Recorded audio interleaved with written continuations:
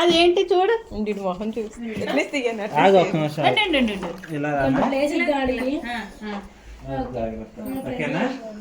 Okay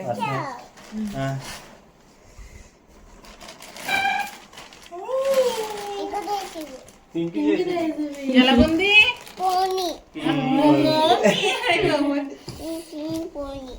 తీనా బయట తీనా బయట తీయి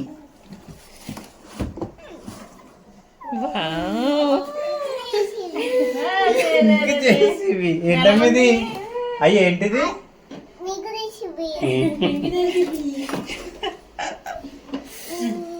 2025 సంక్రాంతికి అయాన్ష్ వాళ్ళ మావయ్య గిఫ్ట్ చేశాడు ఈ పింక్ చేసేవి. సేమ్ ఇలానే 2024 సంక్రాంతికి అన్నయ్య ఇంకో ఎల్లో చేసేవి గిఫ్ట్ చేశారు. ఇదే ఆ వీడియో.